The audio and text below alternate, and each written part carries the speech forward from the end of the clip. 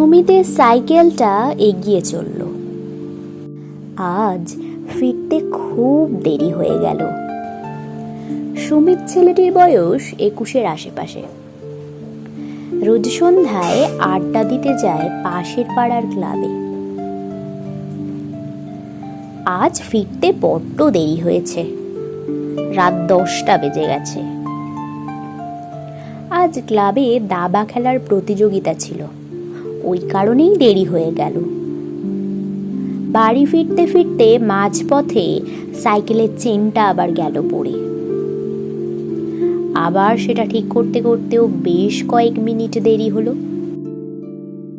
আজ মায়ের কাছে খুব বকুনি খেতে হবে সুমিতকে। ঝটপট সাইকেলের চেনটা তুলে তীর গতিতে সাইকেলের চাকা ঘুরিয়ে দৌড় দিল সুমিত। যাওয়ার পথে একটা শ্মশান পড়ে। সুমিত এমনি খুব একটা ভীতু না, তবুও যে কোনো বিষয়কে যুক্তি বুদ্ধি দিয়ে বিচার করতে সে পছন্দ করে। তাই শ্মশানের পাশ দিয়ে যাওয়ার পথে খুব একটা ভয় সে পায় না। তবে আজ ঘটল একটা গা ছমছমে ঘটনা।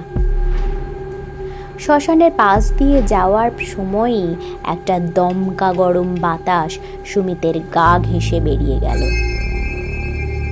সুমিত যেহেতু যুক্তি দিয়ে সব কিছুকে বিচার করতে পছন্দ করে, তাই টুক করে সাইকেল থেকে নেমে পড়ে দেখার চেষ্টা করলো যে হাওয়াটা কোথা থেকে এসে তাকে হকচকিত করে দিল। অনেকক্ষণ ধরেই টর্চ জ্বালিয়ে দেখার চেষ্টা করলো সুমিত যে কোথা থেকে হাওয়াটা আসতে পারে। বেশ কয়েকটা মিনিট দেখার পরে কোনো যুক্তিগ্রাহ্য কারণ খুঁজে না পেয়ে সে নিজেই নিজের মনে বিড়বিড় করতে থাকলো যে হাওয়াটা তাহলে এলো কোথা থেকে। তখনই মায়ের ফোন এলো। আরে তোর কি কোনো কাণ্ড জ্ঞান নেই নাকি? কটা বাজে? হ্যাঁ, তুমি কটা বাজে? যা বিলিতে এত দেরিতে কেউ বাইরে থাকে? তার উপর আজ আবার পাড়ার ওই ভবানী মিস্ত্রি মারা গেছে, জানিস? ওকে ওই শ্মশানেই আবার আজকে দাহ করা হবে। তুই তাড়াতাড়ি বাড়িতে। ওই বাতাস বলে একটা কিছু আছে তো, হাওয়া বাতাস বলে কিছু একটা ব্যাপার আছে তো নাকি? এক্ষুনি ঘরে ঢোক। আমি ঘর থেকে বেরিয়ে নালে কান ধরে টানতে টানতে তোকে বাড়ি ফিরে যাব। ফোনের এপাশ থেকে প্রত্যুত্তর গেল, আসছি। কাঁপা কাঁপা কণ্ঠে উত্তর দিয়ে সুমিত ফোনটা রেখে দিল।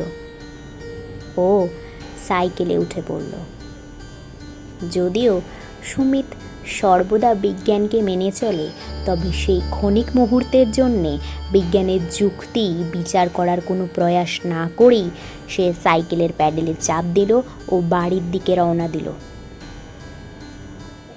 এবার বৈজ্ঞানিক যুক্তি আর তাকে ভাববার কোনো সুযোগ দিল না, কারণ এবার সে নিজের মতো করেই যেমন করে হোক বুঝে নিয়েছে যে হাওয়াটা কী কারণে ও কোথা থেকে আসছিল। সায়নিকা ভেরিয়াস প্রেজেন্টস ভূত বাড়ি শেষ হলো ফেরার পথে। Written by me সায়নিকা।